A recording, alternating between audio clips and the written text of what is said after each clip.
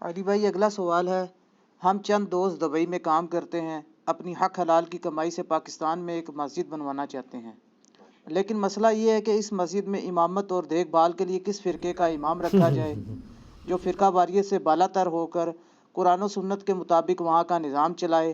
ہم لوگ خود تو دبئی میں ہوتے ہیں، اس لیے سارا انتظام اسی امام صاحب کے سپرد کرنا مجبوری ہے۔ سر یہ کچھ جنت سے امپورٹ کرنا پڑے گا ایسا امام جسے فرشتوں کی صحبت ہو، جسے دیوبند، بریلی، اہل حدیث اور شیعہ کی ہوا نہ لگی ہو۔ دنیا میں تو آتے ہی ہوا لگ جاتی ہے۔ سیٹلائٹ سے کوئی ایلین آپ کو مل جائے، ویسے تو ایلین نہیں ہے، تو ایسا امام ہی رکھا جا سکتا ہے۔ ہمارے پاس تو ایسا کوئی امام نہیں ہے، اور شکر الحمدللہ کے سوال میں انہوں نے یہ نہیں کہا کہ آپ ہمیں کوئی امام پرووائڈ کریں۔ میرے بھائی، ہم تو اس حق میں ہی نہیں ہیں کہ ہم مسلمانوں کی مساجد سے الگ ہو کے اپنی کو مسجد بنائیں۔ انہی کے پیچھے ہم نمازیں پڑھتے ہیں، انہی کو چندہ دیتے ہیں، اور انہی کی عوام کے سامنے اپنا مقدمہ رکھتے ہیں، اور وہ الحمدللہ قبول کر رہے ہیں۔ بہرحال ظاہر ہے اس کا کوئی سلوشن تو دینا ہے، تو میرے نزدیک تو سلوشن یہ ہے کہ پاکستان میں دو جماعتیں ایسی ہیں مذہبی جن کے حوالے اگر آپ مسجد کر دیں تو کم از کم یہ چیز ضرور ہوگی کہ ان کے اندر ٹالرنس دوسرے لوگوں کے لیے موجود ہوگی۔ باقیوں کو نماز پڑھنے سے وہ روکیں گے نہیں، ان کے طریقے پہ انہیں کرٹیسائز نہیں کریں گے۔ نمبر 1 جماعت اسلامی، اور نمبر 2 تنظیم اسلامی۔ یہ پہلی جماعت جو ہے مولانا مودودی رحمہ اللہ کی، اور دوسری ڈاکٹر اسرار صاحب رحمہ اللہ تعالیٰ کی۔ جماعت اسلامی تو شاید مسجد لینے کے لیے آمادہ ہو جائے، تنظیم اسلامی والے بڑی مشکل سے ہی آمادہ ہوتے ہیں، لیکن مسجدیں وہ لیتے ہیں۔ آپ راولپنڈی میں چلے جائیں، گلزار قائد میں بہت بڑی مسجد ہے، اور اس کے بعد انہوں نے ایک نوٹیفیکیشن لکھ کے لگایا ہوا ہے کہ یہاں پہ حرمین شریفین کی طرح تمام مکاتب فکر، یہ ہم لفظ بولتے ہیں نا مکتبہ فکر، مکتبہ تو کہتے ہیں بک شاپ کو، یہ لفظ ہوتا ہے مکتب فکر، مکتب تو وہ زیر لگ جائے گی وہ اضافت کی وجہ سے، مکتب فکر، اور اس کی جمع ہوگی مکاتب فکر۔ تو تمام مکاتب فکر کے مسلمانوں کو اپنے اپنے طریقے کے مطابق نماز پڑھنے کی عام اجازت ہے۔ سر ادھر عام نماز میں سینکڑوں لوگ ہوتے ہیں عام دنوں میں، بہت بڑی مسجد ہے وہ، اور ظاہر ہے وہ مین پاپولیٹڈ ایریا کے اندر ہے، پاس بازار بھی لگتے ہیں۔ اب اس کا انتظام تو ہے تنظیم اسلامی کے پاس، اور اکثر ان کا امام حنفی طریقے پہ نماز پڑھتا ہے۔ ویسے تنظیم اسلامی میں رفع الیدین سے نماز پڑھنے والے بھی بہت زیادہ لوگ ہیں، لیکن آپ اس مسجد میں انٹر ہو جائیں نا تو آپ کو تو پہلے سمجھ نہیں آئے گی کہ مسجد اہل حدیث کی ہے یا حنفیوں کی ہے۔ آپ اگر مغرب عشاء کی نماز پڑھیں تو آمین اتنی اونچی ہو رہی ہوگی کہ آپ کو لگے گا اہل حدیث کی مسجد ہے، اور اگر آپ امام کے پاس کھڑے ہوں گے تو وہ آپ کو آمین اونچا کہتا ہوا سنائی نہیں دے گا، نہ رفع الیدین کرتا ہوا، تو آپ کہیں گے یہ کیا ہو رہا ہے۔ تو یہاں تو آپ کسی دیوبند بریلی کی مسجد میں چلے جائیں اور آپ وہاں پہ چھوٹی سی بھی آمین کی آواز آپ کی نکل جائے تو وہ پھر آپ کو انشاءاللہ تعالی سلام پھیرتے ہی بتائیں گے کہ ان کو کیا مسئلہ ہوا اس آمین سے۔ لیکن ہم انہیں وہ حدیث نہیں سنائیں گے جو سنن ابن ماجہ میں صحیح سند سے کہ تمہاری آمین سے سب سے زیادہ یہودی چڑھتے ہیں، یہ نبی علیہ السلام نے فرمایا۔ لیکن ہم ان کو یہ ضرور کہیں گے کہ اس حدیث کو پڑھ کے ہم تمہیں تو یہودی نہیں کہتے، لیکن کم از کم اپنا عمل یہودیوں والا نہ کرو، بچ جاؤ۔ تو وہاں پہ آپ کو یہ آزادی نظر آئے گی۔ شیعہ ہے تو وہ بھی نماز پڑھ رہے ہیں وہاں جا کے، اپنی ٹکی رکھ کے پڑھ رہے ہیں، کوئی ان کو برا بھلا نہیں کہے گا۔ جماعت اسلامی کی بھی آپ جہلم میں چلے جائیں مسجد کے اندر، کئی بار میں گیا ہوں، ان کو پتہ ہے اس نے رفع الیدین سے نماز پڑھنی ہے۔ فجر کی نماز میں گئے انہوں نے جہری نماز میں آگے کیا، آمین بھی اونچی کی، کسی کے ماتھے پہ بل تک نہیں آیا۔ تو ان میں ٹالرنس موجود ہے۔ تو میرا مشورہ یہ ہے کہ بجائے دیوبند بریلی یا شیعہ کے آپ جماعت اسلامی یا تنظیم اسلامی والوں کے حوالے مسجد کریں۔ ایٹ لیسٹ یہ ہے کہ وہ دوسروں کو ایگزسٹنس کا موقع دیں گے، اس کے سوا کوئی چارہ نہیں ہے۔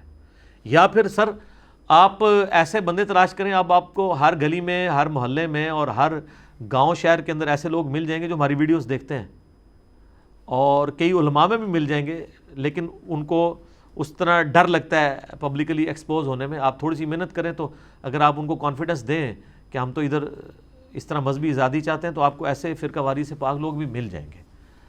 تو مسجد بنانے کی خواہش ظاہر ہے ہر مسلمان کے دل میں ہوتی ہے، غریب ہو یا امیر، زندگی میں کئی بات ایک چھپی ہوتی ہے۔ جس طرح ایک مسلمان مرد کے دل میں ایک بات چھپی رہتی ہے نا پوری زندگی کے، میں انشاءاللہ داڑھی رکھ لینی ہے، رکھنی ضرور ہے، پاویں مرنے تو 1 سیکنڈ پہلے رکھا، ٹھیک ہے۔ تو اس طرح یہ بھی ایک خواہش چھپی ہوئی ہوتی ہے کہ میں ایک مسجد بنوانی ہے۔ اچھا لوگ سمجھتے ہیں مسجد بنوا لی، وہ بخاری مسلم میں حدیث ہے سیدنا عثمان سے کہ جس نے اللہ کا گھر بنایا اللہ تعالیٰ اس کے لیے جنت میں گھر بنائے گا.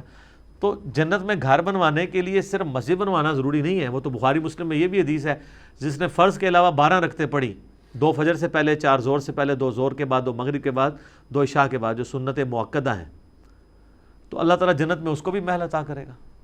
تو جنت کے محل حاصل کرنے کے کئی ایک طریقے ہیں.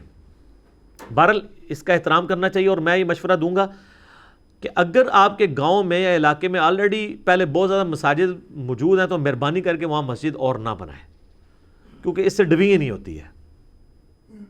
ہاں البتہ اگر آپ چاہتے ہیں کہ یہاں پہ لوگوں میں ایسی فکر آ گئی ہے کہ لوگ چاہتے ہیں کہ فرقہ واریت سے ہم نکلیں، کوئی کامن پلیٹ فارم ملے، اس کے لیے آپ ایک مسجد بنانا چاہتے ہیں تو ضرور بنائیں. آپ بہتر یہ ہے کہ اگر آلریڈی کوئی مسجد ہے تو ان کو آپ ہیلپ آؤٹ کر دیں.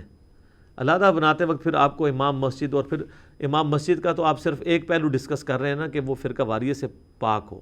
ابھی دوسرا پہلو تو ہم نے ڈسکس نہیں کیا کہ وہ مسجد کا چندہ جو ہے مس یوز نہ کرے، مسجد کے نام کے اوپر چندہ بک بنا کے اپنی تجوریاں نہ بھرنی شروع کر دیں. جی آپ اسلام آباد میں ہمارے سٹی کے اندر آ جائیں، آپ ایک ایک مسجد کی آپ ہسٹری پوچھیں لوگوں سے.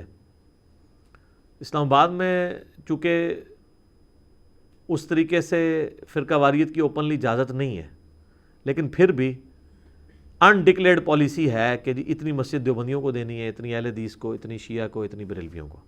سب سے زیادہ مسجدیں دیوبندیوں کی ہیں، اس کے بعد بریلویوں کی ہیں، اور اس کے بعد شیعہ اور اہل حدیث آلموسٹ برابر. ظاہر ہے وہ لاجیکل بھی ہے، ان کی تعداد بھی تھوڑی ہے، لیکن اس میں بھی پھر جھگڑے پڑتے ہیں.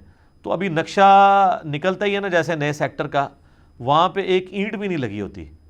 2 کلومیٹر بائی 2 کلومیٹر کے اس نقشے کے اندر 1 کلومیٹر کے 4 خانے بنے ہوتے ہیں. اس طریقے سے سیکٹر ہے نا اسلام آباد کا، 1 kilometre by 1 kilometre, 1 kilometre by 1 kilometre, اور پھر اس طرح 1 2 3 4 آپ کو ملے گا G10 1 2 3 4، اس طریقے سے F11 1 2 3 4. تو ہر ایک سب سیکٹر کے اندر پھر بڑی مارکیٹ ہوتی ہے، پھر چھوٹی مارکیٹ ہوتی ہے، ہر مارکیٹ کے ساتھ ایک مسجد ہوتی ہے. تو وہ نقشہ نکلواتے ہیں کہ یہاں یہ مارکیٹ بنے گی تو وہاں جا کے تو ایک ٹرالی اینٹوں کی پھکوا کے نا ایک چھوٹا سا کمرہ بنا کے نماز شروع کرا دیتے ہیں، کیلے پڑھتے رہتے ہیں اس امید کے اوپر کہ 5-6 سال بعد تو یہ بات ہوگی. سر وہ بڑے شعار جے بڑی لمبی انویسٹمنٹ کرتے تھے، اور سر ایک ٹرالی نال ارباں دی انویسٹمنٹ ہو رہی ہے، تو انہوں پتہ نہیں. کیونکہ وہ میں نے تو خود کئی مسجدیں دیکھی ہیں جو چھوٹی سی ایک کمرے تھے. G13 میں آپ چلے جائیں نا تو بہت بڑی مسجد ہے، مسجد حسین علیہ السلام. مجھے آج بھی یاد ہے 2007 میں جب میں نے نماز پڑھی تھی تو ایک کمرہ تھا. آج آپ جا کے وہ دیکھیں، آج 2020 سے 13 سال ہے نا، اور یہ 13 سال مسجد کو ابھی نہیں وہ بنی ہے، اس کو بنے ہوئے بھی 7-8 سال ہو گئے ہیں. یعنی آلموسٹ آپ سمجھ لیں 2007 میں نے نماز پڑھی تو 2012 میں جب پڑھی ہے نا، ٹرپل سٹوری جناب، پورے وہ آلموسٹ آدھے کنال کے اوپر مسجد بنی ہوئی ہے، اور نیچے مدرسہ بھی ہے حفظ کا، اور اوپر پورا نمازوں کا سلسلہ بھی چل رہا ہے. اور وہ بندہ ایک کمرے میں بیٹھا ہوتا تھا اس ٹائم، اور ایک پلاسٹک کا ٹینک رکھ کے اس کے ساتھ ٹوٹیاں جوڑ کے، ٹینکیاں بھی نہیں ہوتی نا، یقین کریں ہم نماز پڑھتے ہیں میرے طرف آتا تھا کہ یار یہ مولانا صاحب کس طرح بیچارے ادھر یہ گزارا کر رہے ہیں. لیکن سر یہ تو آپ کی جو یونیورسٹیز کی جو انویسٹمنٹ ہے وہ تو اس کا مقابلہ نہیں کرتی. آپ 20 سال بھی کسی یونیورسٹی میں کوئی ڈگری لے کے نکلیں تو اتنا نہیں کما سکتے. 7-8 سال کی انویسٹمنٹ انہوں نے کی. آج جب جناب آپ جائیں تو کروڑ پتی ہیں وہ ماشاءاللہ، گاڑیاں ہیں، ٹھیک ہے، سارے معاملات ہیں، پوری رہائش کا سسٹم ہے، سب کچھ ہے. اللہ کے فضل ہے، اللہ کی بڑی مہربانی ہے، ٹھیک ہے. تو بڑی لمبی اس طرح آپ کئی مسجدوں میں جائیں نا تو آپ کو پتا چلے گا کہ جی یہ مولانا صاحب یہاں آئے تھے تو سائیکل پہ آئے تھے، اب ہونڈا سیوک ساتھ ڈرائیور بھی رکھا ہوا ہے، اور تنخواہ آپ پوچھیں گے کہیں گے جی 20,000 ہے. 20,000 میں ڈرائیور پلس ہونڈا سیوک کے اندر پانی بھی نہیں کہنا چاہیے، اسلام آباد میں پانی تو بہت مہنگا ہے، ہوا ڈلتی ہے پیٹرول کی جگہ. تو اگر تنخواہ وہ پھر وہ ہوگا کہ تنخواہ تو وہ ہے لیکن چندہ بھی ان کے ہاتھ میں ہے، مسجد کمیٹی کے ہاتھ میں نہیں، اس لیے جا کے پہلے کمیٹیاں توڑتے ہیں یا ان میں پھوٹ ڈلواتے ہیں تاکہ چندہ بک اپنے پاس آ جائے. تو یہ میں آپ کو اس لیے مشورہ دے رہا ہوں کہ مجھے پتہ ہے کہ یہ کس طریقے سے معاملات کو لے کے چلتے ہیں. تو آپ نے صرف اس چکر میں نہیں رہنا کہ مولانا صاحب جو ہیں بہت شریف ہیں، سب کو نماز پڑھنے دیتے ہیں، اور پاسے کام نہ پا کے رکھن. ہر ایکٹیویٹی پہ ان کی نظر رکھنے کی بھی ضرورت ہے. یعنی اینڈ پہ یہی کہنے کی ضرورت ہے کہ یا آپ اپنا ارادہ جو ہے نا اس کو کسی اور طرف ہی مولڈ کر دیں تو بہتر ہے. تو یا پھر اگر آپ نے ضرور کرنا ہے تو پھر آپ وہاں سے فارغ ہو کے آئیں تو خود سنبھالیں یا اپنے رشتہ داروں میں سے کسی کے حوالے کریں. تو میں آپ کو یہی مشورہ دے سکتا ہوں. ٹھیک ہو گیا جی.